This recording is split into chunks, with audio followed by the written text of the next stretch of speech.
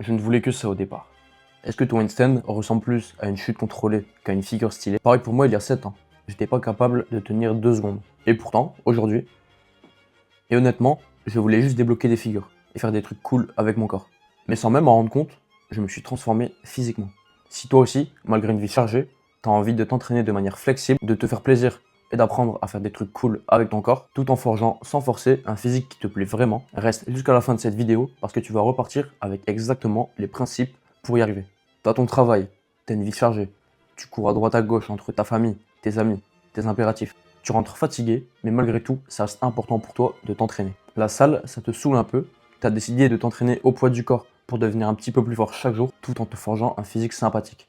Donc de là, t'enchaîner les pompes, les tractions, mais au bout d'un moment, tu commences à tourner un petit peu en rond. Et en voyant des gars faire des figures de fou sur les réseaux sociaux, tu t'es dit que tu aimerais bien être capable de faire la même chose. Tu as essayé vite fait dans ton coin, mais la soi-disant réalité t'a rattrapé les premières fois que tu as voulu tester. Un handstand qui tombe, un muscle-up qui reste bloqué sous la barre. Donc tu t'es certainement dit que c'était réservé aux gens qui avaient vraiment du temps pour ça ou qui avaient commencé en étant adolescents. Tu penses peut-être qu'il est déjà trop tard et qu'avec une vie comme la tienne, autant s'en tenir aux pompes et aux tractions. Et le truc c'est que si tu ne changes rien, dans 1 an, tu seras exactement au même point. Sauf qu'entre temps, tu auras vu défiler des dizaines de gars qui progressent. Au fond, ce n'est pas qu'une question de calisthénie. Chaque objectif que tu t'es fixé et que tu as laissé tomber, ça laisse une trace. Ça te donne l'impression de ne pas être quelqu'un qui va au bout. Et plus ça s'accumule, plus c'est dur d'y croire la fois d'après. Ce qui est triste, c'est que l'immense majorité des gens qui se lancent en calisthénie abandonnent avant même d'avoir débloqué leur première figure. C'est pas par manque de volonté, mais c'est parce qu'ils s'entraînent au hasard, sans vraie logique de progression. Toi, visiblement, tu as envie de comprendre avant de te lancer tête baissée. Et c'est exactement comme ça qu'on évite de finir dans le lot de ceux qui abandonnent. Je te rassure tout de suite, je vais pas te sortir l'éternelle phrase « il faut être plus discipliné », ni te donner un programme tout fait qui ne s'adapte pas forcément à tes contraintes et à ton profil. Parce que c'est exactement ce qui fait échouer la plupart des gens qui essayent d'apprendre ces figures. Personnellement, ça fait 7 ans que je pratique et que j'analyse ce sport en profondeur. Dans ce processus, j'ai débloqué pas mal de figures et aujourd'hui, je transmets les principes qui m'ont permis d'y arriver à des gens qui ont une vie bien remplie. Par exemple, voici Ilyes avec qui on a pu débloquer ses premiers muscle-up. Maintenant, laisse-moi te dire 2 choses. Premièrement, peu importe notre âge ou notre génétique, on a tous un corps avec des muscles qui sont capables de s'adapter progressivement aux contraintes qu'on leur impose. Et un cerveau capable, à force de répétition, d'enregistrer de nouvelles techniques et de nouvelles motricités, et ainsi les rendre automatiques. Et en partant de ce postulat, si tu commences dès demain avec une méthode adaptée et que tu ne lâches pas l'affaire, tu débloqueras inévitablement ces mouvements, et ce, plus vite que tu ne le penses. Et deuxièmement, la bonne nouvelle, c'est que tu n'as pas besoin de t'entraîner au point que cela empiète sur ton quotidien. Un peu d'entraînement peut suffire tant que la régularité et la progressivité y sont. Donc dans quelques secondes, je vais t'expliquer de A à Z pourquoi tu stagnes sur ces mouvements malgré tes efforts et comment, avec le peu de temps que tu auras à disposition, tu vas pouvoir débloquer tes premières figures comme le handstand ou le muscle-up, tout en construisant, sans même le chercher, un physique qui te plaît vraiment. On va d'abord voir quelles sont les erreurs qui bloquent énormément de personnes sur ces mouvements et les corriger. Ensuite, je vais te révéler pourquoi cette histoire de manque de temps n'est en réalité pas ton vrai problème. Et à la fin, je t'explique comment ce processus peut littéralement transformer ton physique sans que tu t'en rendes compte. Donc dans cette première partie, on va aborder les erreurs que tu fais potentiellement dans ton entraînement et qui te bloquent sur tes figures, et ainsi voir comment on peut y remédier sans forcément avoir énormément de temps à disposition. Le premier point, c'est la spécificité des exercices que l'on choisit. Par exemple, si tu spammes les tractions pour avoir ton muscle-up, tu n'es pas spécifique. Le muscle-up, contrairement à la traction, c'est un exercice qui demande de l'explosivité et qui demande également une trajectoire et une technique différente. Il y a un principe de base en physiologie de l'entraînement qui explique tout ça. C'est le principe SAID, adaptation spécifique pour une demande imposée. En clair, ton corps s'adapte à ce que tu lui demandes, ni plus ni moins. Donc si tu lui demandes de tirer lentement et longtemps, il sera bon pour tirer lentement et longtemps. Et si tu veux qu'il devienne explosif, alors il faut lui demander d'être explosif. En fait, dis-toi que ton corps, il ne devine pas ton objectif, il s'adapte simplement à la contrainte que tu lui imposes. Par contre, certes, en apprenant les premières tractions, tu développes la force nécessaire de tirage de base pour pouvoir après passer sur le muscle-up. Mais à partir du moment où tu tournes autour d'une dizaine de tractions, c'est plus forcément pertinent d'essayer d'en faire plus pour débloquer le mouvement. C'est un principe que l'on appelle le carry over.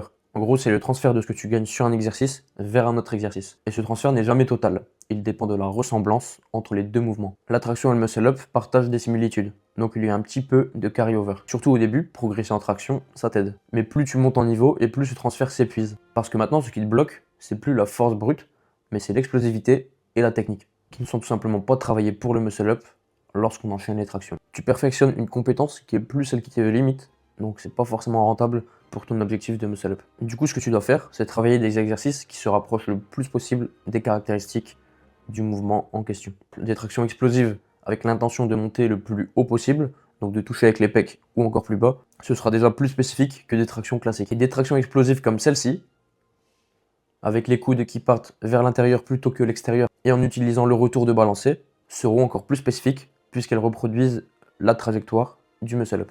Donc tu as compris l'idée, plus c'est spécifique, plus ça paye. Mais être spécifique sur le papier, ça sert à rien si tu places tes exercices n'importe comment dans ta séance. Et c'est justement la deuxième erreur dont je veux parler.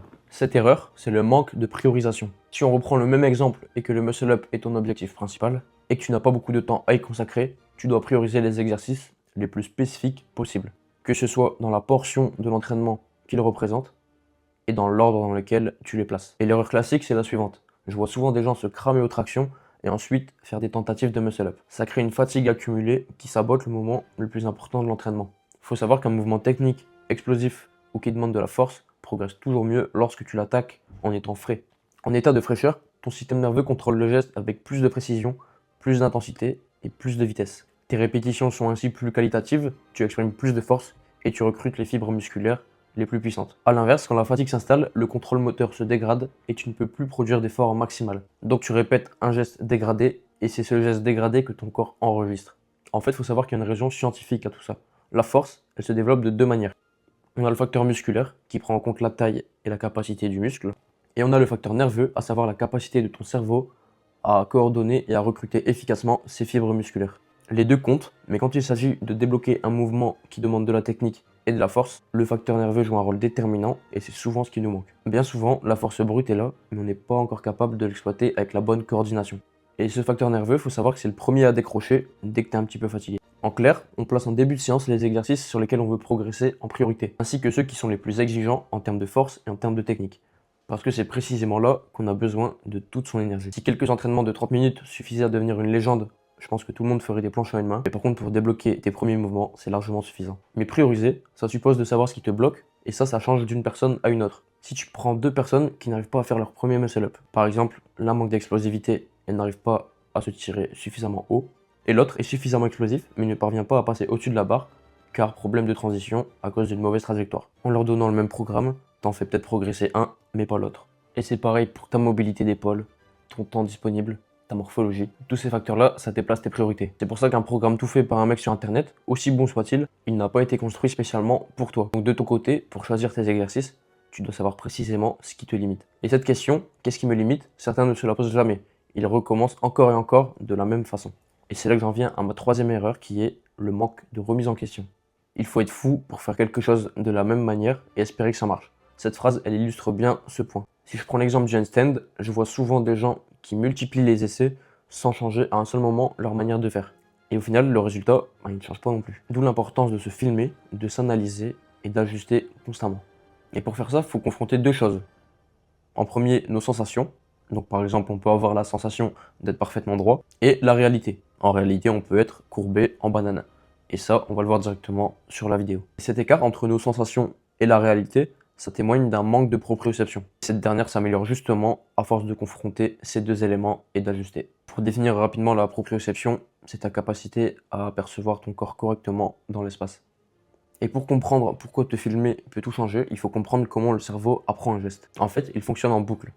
Il envoie un ordre moteur à tes muscles et il reçoit un retour sensoriel sur ce qui s'est réellement passé. Il compare les deux et il corrige au prochain coup. C'est ce qu'on appelle une boucle sensorimotrice. Et c'est comme ça que tu progresses, essai après essai. Sauf que quand ta proprioception est encore faible, et c'est souvent le cas sur l'apprentissage d'un nouveau mouvement, le retour que tu reçois est faussé. Tu as l'impression d'être droit, alors que tu l'es pas forcément. Résultat, ton cerveau corrige à partir d'une information fausse. Il travaille correctement, mais avec les mauvaises données. C'est exactement pour ça que tu peux répéter un mouvement pendant des mois sans jamais le corriger. Ce n'est pas que tu l'ajustes pas, c'est que tu l'ajustes à partir d'une perception qui est faussée.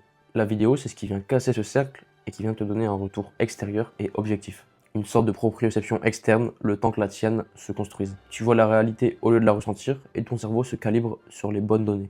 Et à force, tes sensations finissent par s'aligner sur ce qui se passe vraiment. Et d'ailleurs, si tu as déjà filmé ton handstand mais que tu n'arrives pas à identifier ce qui cloche exactement, clique sur le premier lien dans la description et envoie-moi ta vidéo. Ça m'enverra directement un message et je pourrai te faire un retour technique sur ce qu'il faut corriger en priorité. Et crois-moi, la première fois que tu te vois filmer en handstand alors que tu étais persuadé d'être droit, ça fait un choc. Mais c'est exactement ce choc qui te fait progresser au final. Et je te dis pas ça de haut parce que moi-même, j'étais persuadé d'être droit comme un i à mes débuts sur le handstand. Et quand je me suis filmé pour la première fois, j'ai compris que mes sensations me racontaient n'importe quoi. Et tu sais, à cette époque-là, j'avais une autre conviction qui était encore plus tenace. Je pensais qu'une séance ne comptait vraiment que lorsque j'en sortais en étant complètement rincé. Et c'est probablement ce qui m'a fait perdre le plus de temps, et je t'explique pourquoi juste après. Beaucoup de personnes associent la qualité d'une séance à son niveau de fatigue. Si elles ne sortent pas épuisées, elles ont l'impression de ne pas avoir suffisamment travaillé. Mais en calisthénie, progresser ne consiste pas uniquement à accumuler de la fatigue. L'objectif est de créer un bon stimulus au bon moment, et pour débloquer un mouvement tel que le handstand ou le muscle-up, quelques répétitions de haute qualité auront souvent beaucoup plus d'impact comparé à une longue séance où la technique se dégrade au fil de la fatigue. Par contre, par période, aller chercher un travail plus long avec plus de volume a tout à fait sa place. C'est un type d'entraînement qui est tout aussi important pour développer sa force générale, sa masse musculaire ou pour renforcer les muscles qui sont utilisés dans les figures. Mais ça ne doit pas être le cas tout le temps, et surtout, ça ne doit pas être ce qui définit qu'une séance est réussie ou non. Une bonne séance n'est pas forcément celle où tu termines détruit, mais c'est celle où tu as envoyé un signal suffisamment fort pour progresser, tout en récupérant assez vite pour pouvoir reproduire un travail de qualité le plus régulièrement possible. Parce que c'est cette régularité, le fait d'enchaîner les bonnes séances sans avoir besoin de 4 jours pour récupérer, qui te fait vraiment progresser sur la durée, et ça plus qu'une séance qui te met à plat à chaque fois. En d'autres termes, si tu finis ta séance à 4 pattes sur une flaque de sueur en te disant que tu as tout donné, je te promets que ton muscle-up ou ton handstand s'en fiche complètement. Il préfère largement que tu arrives frais et concentré. Alors attention, toutes les erreurs que je viens de présenter, ça veut pas dire vas-y tranquille et les progrès viendront tout seuls. Parce qu'il y a une erreur qui est tout aussi fréquente, qui est de ne jamais augmenter la difficulté. Faire la même chose chaque semaine en attendant que ça change tout simplement. Ton corps ne progresse que s'il y est obligé. Il s'adapte à une contrainte, et une fois qu'il s'est adapté, cette contrainte ne le fait plus progresser. Ça devient simplement de l'entretien. Si tu fais les mêmes séries, avec le même nombre de répétitions, sur les mêmes exercices pendant 6 mois, ton corps n'a aucune raison de changer. Il est déjà capable de faire ça, et il l'a prouvé la semaine dernière. Et c'est pour cette raison qu'on entend souvent parler d'un concept qui est la surcharge progressive. En calisthénie, il y a une difficulté supplémentaire. Tu ne peux pas ajouter simplement quelques kilos sur la barre. Ta charge, c'est ton corps, et il ne change pas forcément de semaine en semaine. Donc il faut faire augmenter la difficulté autrement, et c'est là qu'il y a plein de leviers que la plupart des gens n'exploitent jamais. Allonger le levier du mouvement pour le rendre plus dur, augmenter l'amplitude, ajouter des répétitions ou des séries, passer à une progression plus exigeante de la figure. Maintenant, le point important pour éviter le malentendu, progresser ne signifie pas battre ton record à chaque semaine. Ton niveau du jour dépend grandement de ton sommeil, ton stress, ta fatigue accumulée. Certaines séances seront moins bonnes que la précédente, et c'est tout à fait normal dans une progression. Ce qui compte, c'est la tendance sur plusieurs semaines. Si dans 2 mois, tu fais exactement la même chose qu'aujourd'hui, là, c'est qu'il y a peut-être un problème. Mais si un mardi, tu fais une séance pas ouf, ça peut être tout à fait normal. L'idée, c'est simplement de savoir où t'en es et vers quoi tu vas. Pas de te mettre la pression à chaque fois que tu touches une barre. La 6e erreur très fréquente en calisthénie, c'est de vouloir avoir la version finale d'une figure trop tôt sans avoir les bases nécessaires. Reprenons l'exemple du handstand. Beaucoup de personnes pensent qu'elles doivent tenir un équilibre parfaitement droit, avec une ligne nickel et un contrôle total dès leur première tentative. Le problème, c'est que le cerveau apprend grâce aux répétitions et aux ajustements constants. Si tu refuses de pratiquer tant que le mouvement n'est pas parfait, tu limites justement les occasions d'apprentissage. Au début, il est souvent nécessaire d'accepter une version un peu moins propre du mouvement. Un alignement imparfait, une légère compensation, ou encore un contrôle approximatif. L'objectif n'est pas de valider une mauvaise exécution, mais de créer une première capacité à réaliser le mouvement, puis d'affiner progressivement la technique. Dans l'apprentissage d'une motricité, on décrit 3 stades par lesquels tout le monde passe sans exception. Le premier, c'est le stade cognitif où tu réfléchis à chaque détail. Où mettre les mains, quand pousser, comment placer le bassin. C'est laborieux, c'est instable et honnêtement parfois c'est pas beau à voir. Mais c'est tout à fait normal, ton cerveau est en train de construire la carte du mouvement. Le deuxième, c'est le stade associatif. Le geste commence à sortir sans que tu penses à tout en même temps. Tu ne cherches plus quoi faire, mais tu cherches à mieux faire. Les erreurs deviennent plus petites et moins fréquentes. Et c'est là que tu affines vraiment ta technique. Et le troisième, c'est le stade autonome. Le mouvement sort tout seul, sans réflexion consciente.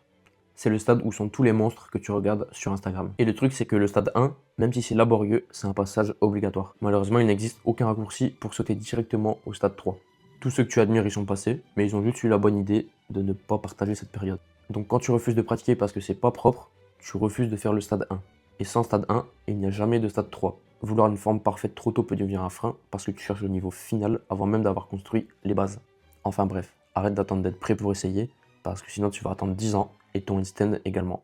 Mais il y a une dernière erreur encore plus profonde que les 6 premières, qui explique pourquoi certaines personnes ne débloquent jamais leur mouvement, et ce malgré des années d'entraînement. Un des facteurs qui empêche le plus souvent de débloquer un mouvement, c'est la perception même de ce mouvement. Je m'explique. Suite à des premières tentatives peu concluantes et à l'effet des réseaux sociaux où on voit des gens réaliser des mouvements avec une facilité déconcertante, on a vite fait de se dire que c'est foutu pour nous et que c'est réservé à une catégorie de personnes à part. On finit par sacraliser une figure et en faire un exploit réservé seulement à une élite. Alors qu'en réalité, les mouvements de calisthénie ne sont pas des exploits mystiques réservés seulement à quelques-uns, ce sont des compétences qui se construisent brique par brique. D'un côté, la coordination et la technique qui s'apprennent, comme dans n'importe quel geste, et de l'autre, une force qui se développe progressivement avec l'entraînement. Rien de tout ça n'est un don. Les deux se travaillent et le seul truc, c'est qu'il faut respecter certains principes pour progresser efficacement. Et c'est justement ce qu'on vient de voir dans les erreurs précédentes. Maintenant, dites-moi en commentaire par laquelle de ces 7 erreurs vous vous sentez le plus concerné. Perso, je suis prêt à parier que pour la majorité d'entre vous, c'est la perception du mouvement et la spécificité. Maintenant que tu sais pourquoi tu bloquais, on va s'attaquer à la croyance qui empêche le plus de gens de même commencer à essayer sérieusement. À savoir, le manque de temps. Là, tu te dis peut-être, ok, mais moi, avec mon taf, ma vie de couple, mes potes, j'ai clairement pas le temps de m'entraîner sérieusement là-dessus. Et je comprends totalement que tu te dises cela, mais laisse-moi te dire que c'est pas un fait, c'est juste une croyance. La quantité n'est pas le facteur clé, la qualité et la régularité le sont. Et donc 3 séances courtes et bien structurées font largement plus progresser que 5 séances trop longues et mal exécutées. C'est-à-dire sans spécificité, sans priorisation, sans analyse, en bref, les erreurs qu'on vient de voir juste avant. Le vrai problème est rarement le temps disponible, c'est bien souvent le manque de structure. Sans méthode claire, on s'entraîne au feeling, on tâtonne et on perd du temps sur des exercices peu spécifiques. Et c'est ça qui donne l'impression de manquer de temps, et pas le manque de temps lui-même. Et si tu penses que je dis ça pour te motiver, il y a en réalité une raison neurologique qui fait qu'un entraînement court et régulier bat une grosse session isolée. Je t'explique ça dans une seconde. Et d'ailleurs, si tu veux savoir si ton programme est bien structuré ou si tu perds du temps sans le savoir, je t'invite à cliquer dans le premier lien dans la description. Tu peux m'envoyer ton programme ou juste m'expliquer comment tu t'entraînes en ce moment et on pourra regarder ça ensemble. Ça m'enverra directement un message et on pourra voir ce qui te fait tourner en rond. Enfin bref, revenons-en à cette raison neurologique dont je te parlais. Pour comprendre pourquoi un entraînement court et régulier bat une grosse session isolée, il faut regarder comment ton cerveau apprend réellement un mouvement. Quand tu répètes un mouvement, ton cerveau renforce les connexions entre les neurones qui sont impliqués dans un geste précis. C'est ce que l'on appelle la plasticité synaptique. Plus tu répètes et plus la gamme concernée s'épaissit. Et ça a pour conséquence d'accélérer le message nerveux envoyé à tes muscles. En clair, ton geste devient plus précis, plus rapide et de moins en moins conscient. C'est exactement ce qui transforme un mouvement réfléchi et instable en un mouvement automatique et fluide. Et le point clé, c'est que ce processus d'encodage moteur dépend de la fréquence et de la régularité de la répétition. Et ce, beaucoup plus que du volume total en une seule fois. Ainsi, répéter un mouvement quelques fois par jour pendant 4 ou 5 jours par semaine va créer un apprentissage moteur plus solide et plus durable que 200 tentatives dans une session isolée. C'est exactement pour ça qu'un entraînement court mais régulier est non seulement suffisant, mais même objectivement plus efficace pour ce type d'apprentissage technique. C'est pas pour rien que dans des sports à haut niveau comme la gymnastique, on s'entraîne parfois 2 fois par jour. Donc la prochaine fois que tu te dis que tu n'as pas le temps de t'entraîner sérieusement, rappelle-toi que ton cerveau, lui, préfère un petit peu de pratique chaque jour que des sessions de 2 heures. Le manque de temps n'est pas l'obstacle, c'est la structure qui fait toute la différence. Si tu es arrivé jusqu'ici, c'est probablement que tu veux vraiment progresser en calisthénie et que tu cherches autre chose que des simples conseils qui survolent rapidement le sujet. Dans ce cas, je t'invite à t'abonner parce que je vais régulièrement poster du contenu détaillé qui porte sur l'apprentissage des mouvements, ainsi que la programmation, la technique et les erreurs qui empêchent certains pratiquants de progresser. L'objectif, c'est de t'aider à mieux comprendre comment t'entraîner, éviter les mois de stagnation et ainsi progresser plus intelligemment vers tes premiers mouvements. Ce qui est incroyable dans ce processus, c'est que pendant que tu apprends des figures, ton physique se transforme tout seul, sans que ce soit une prise de tête au départ. Parce que pour progresser sur des mouvements de calisthénie, ton corps n'a pas le choix. Il doit devenir plus fort, plus gainé, plus maîtrisé.